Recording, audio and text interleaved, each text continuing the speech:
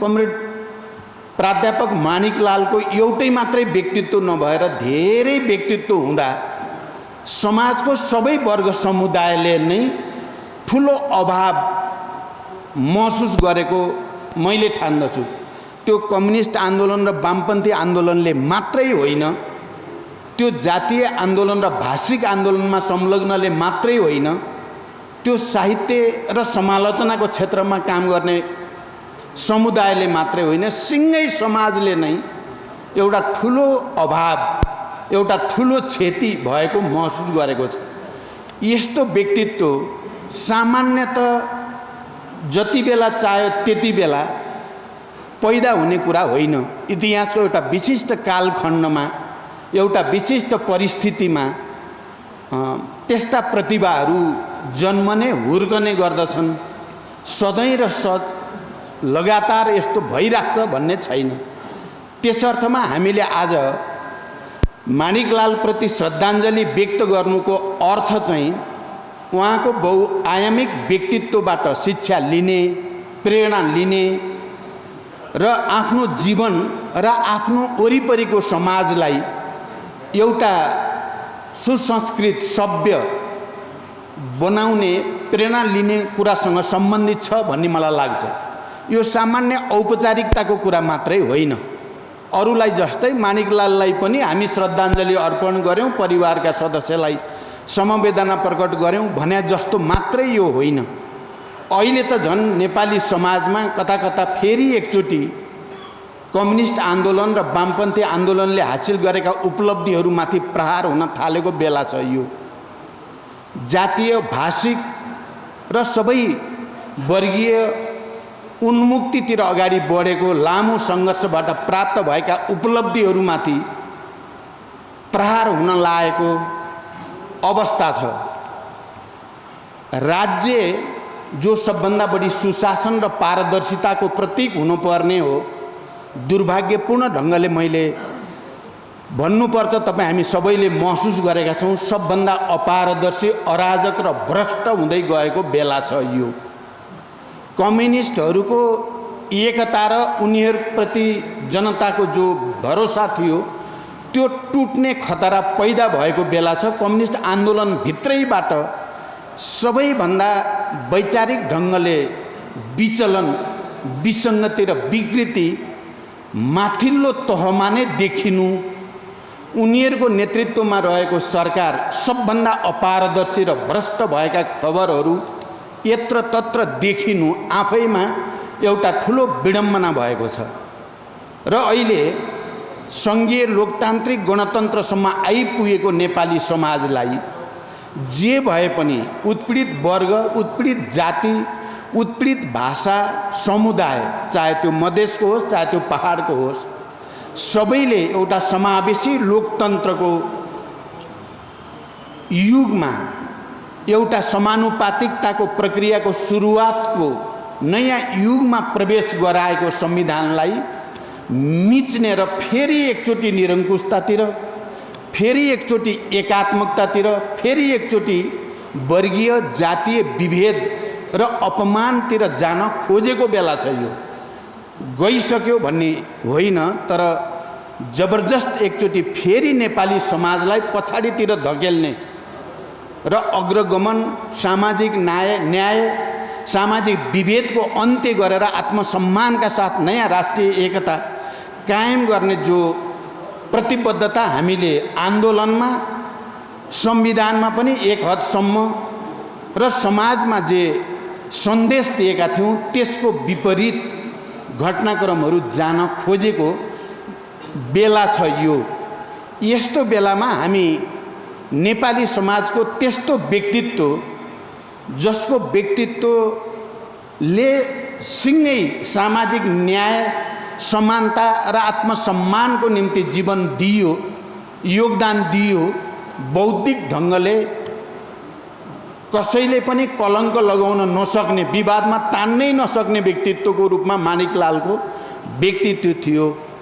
नेपालमा वर्गीय, जातीय, क्षेत्रीय, लैङ्गिक सबै दृष्टिकोणले विभेदको अन्त्य हुनुपर्दछ र समानता हुनुपर्दछ भनेर प्रखर रूपमा बौद्धिक आवाज घन्काउने र आन्दोलनलाई निरन्तर सहयोग गर्ने त्यस्तो एउटा विशिष्ट व्यक्तित्वको आज हामी श्रद्धाञ्जली अर्पण गर्दैछौँ।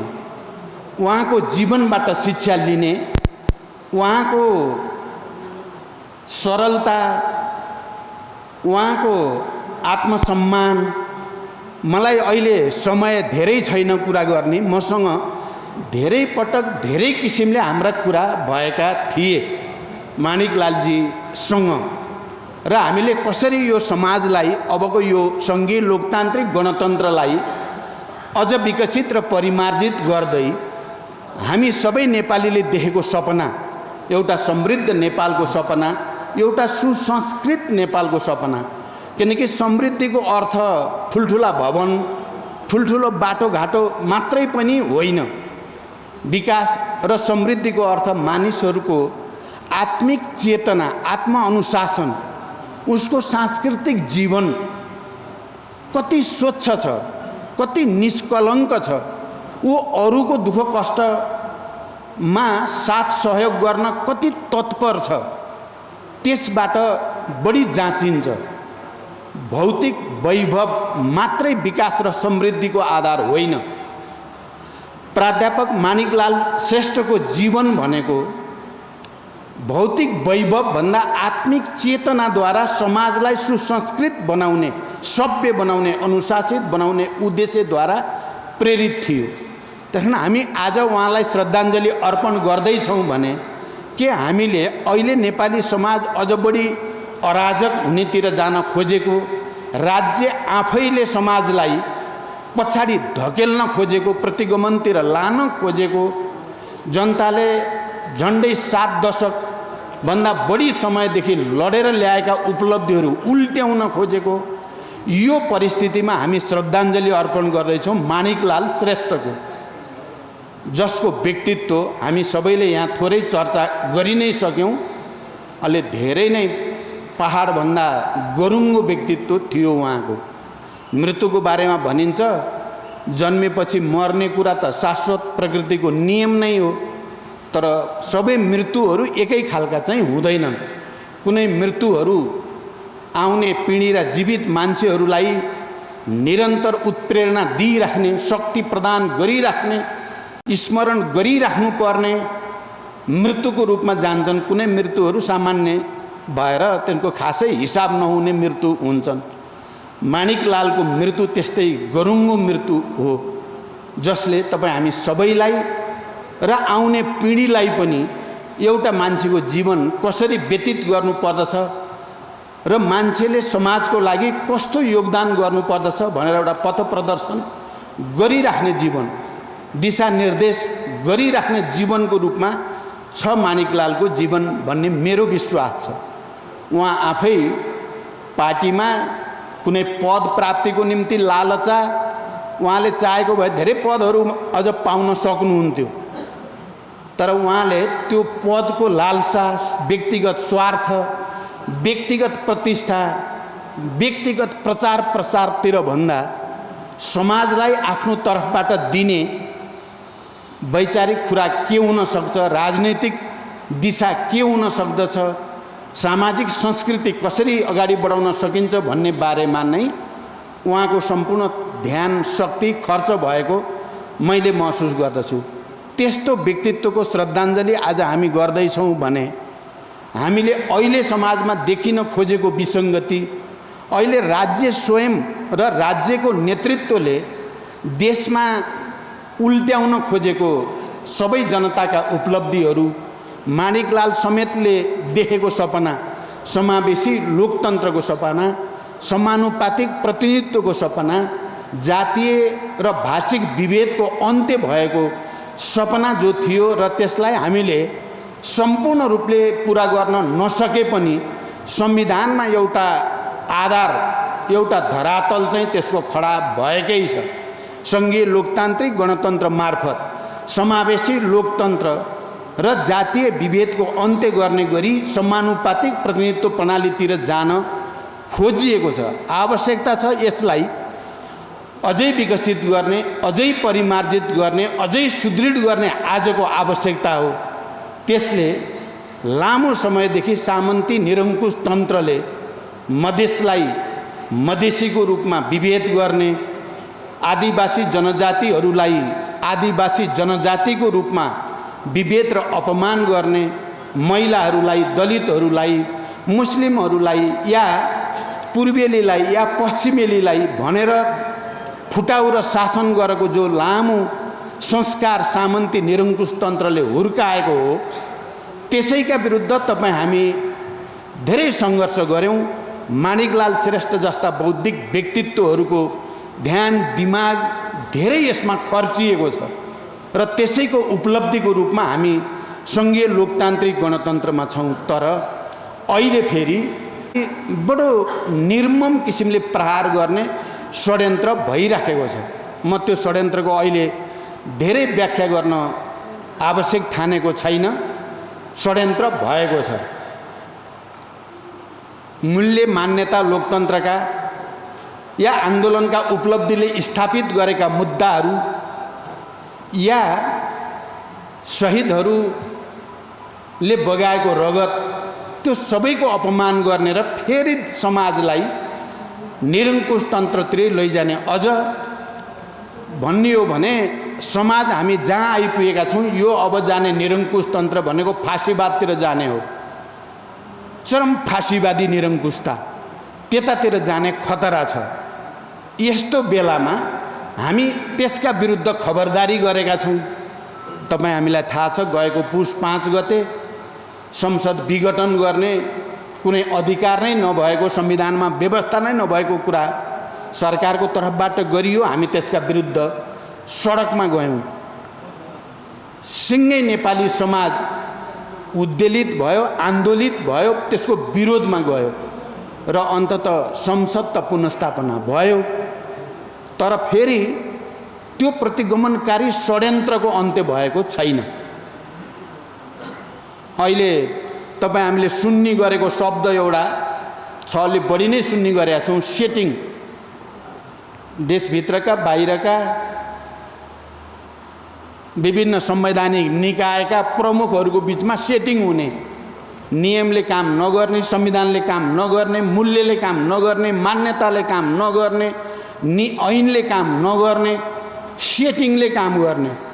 त्यो सेटिङ सबै नेपाल राष्ट्र र नेपाली जनताको अधिकारका विरुद्ध, पहिचानका विरुद्ध परिलक्षित हुने यो विडम्बनाको हामीले सामना गर्नुपर्ने बडो विचित्रको स्थितिमा हामी अहिले छौँ। यस्तो बेलामा माणिकलाल हामीबाट बिदा हुनुभयो भौतिक रूपले। हामी उहाँलाई स्मरण गर्दैछौँ, उहाँका गुणहरूबाट सिक्ने कुरा गरेका छौँ। हामीले उहाँका दिशानिर्देशहरू, उहाँको अभिभावकत्वलाई हामीले यी सबै गलत प्रवृत्तिका विरुद्ध सङ्घर्षको एउटा प्रेरक, एउटा ऊर्जाको रूपमा लिन जरुरी छ। साँच्चै हामी माणिकलाललाई सम्मानै भित्रै हृदयबाट गर्छौँ भने अहिले जुन निरङ्कुशतातिर जाने षड्यन्त्र भइराखेको छ, नेपाली जनताको पहिचान र अधिकारको लडाइँलाई उल्ट्याउने र फेरि प्रतिगमनतिर लाने षड्यन्त्र भएको छ, त्यसका विरुद्ध एक भएर जाने जरुरी पर्यो भने आन्दोलनमा फेरि एकचोटि हामीले त्यो तागत प्रदर्शन गर्ने सङ्कल्प गर्नु नै माणिकलालप्रति सच्चा श्रद्धाञ्जली हो। काठमाडौँमा नेवार कम्युनिटीमाथि हामीले यहाँ आज म नेवा राष्ट्रिय मुक्ति मोर्चा, नेवा मुक्ति मोर्चाका साथीहरू दिलीपजी लगायतका पदाधिकारीलाई धन्यवाद पनि भन्न चाहन्छु। तपाईँहरूले माणिकलालको सम्मानमा यो श्रद्धाञ्जली सभाको आयोजना गर्नुभयो। हामीले त सोचेका थियौँ कम्युनिस्टहरूको एकता भएपछि धेरै राम्रो व्यवस्था आउनेछ, संविधानमा नि समावेशी समानुपातिक भनिएको हुनाले अब नेवार कम्युनिटीका मुद्दाहरू, उनीहरूका समस्याहरूलाई अब राम्रोसँग सम्बोधन गरिनेछ। चाहे गुठी विधेयकसँग सम्बन्धित कुरा होस्, त्यसमा नेवार कम्युनिटीका प्रतिनिधि संस्थाहरूको राय सुझाव लिइनेछ, उहाँहरूको अनुसार हुनेछ भन्न ठानेका थियौँ। उल्टो भयो।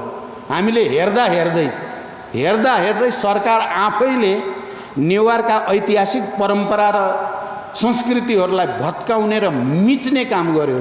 म आज त्यो सम्झिराखेको छु। गुठी विधेयकका सन्दर्भमा स्वतःस्फूर्त रूपमा काठमाडौँमा जो आन्दोलनको वातावरण देखियो, मैले आइसिसीमा प्रधानमन्त्री, त्यति बेला त पार्टी विभाजित भएको थिएन, म पार्टीको कार्यकारी अध्यक्ष भनिएको थियो। मैले प्रधानमन्त्रीलाई तपाईले अब एक दिन मात्रै ढिलो गर्नुभयो भने यो चाहिँ निकै ठुलो विडम्बना यो देशमा हुने भयो। हामी आफैले बनाएको संविधान र हामी आफैले समावेशिता र समानुपातिकताको जो कुरा गरेका थियौँ त्यसमाथि हामीले नै वञ्चरो प्रहार गरेको यहाँको नेवार कम्युनिटीले र सबै जनताले, उत्पीडित जनताले ठान्नेछन् र विद्रोह सुरु हुनेछ। र म चाहिँ तपाईलाई छोडेर त्यो विद्रोहमा जानेछु भनेको थिएँ मैले, र आजै त्यो विधेयक फिर्ता लिने भनेपछि मात्रै विधेयक फिर्ता लिएको थियो।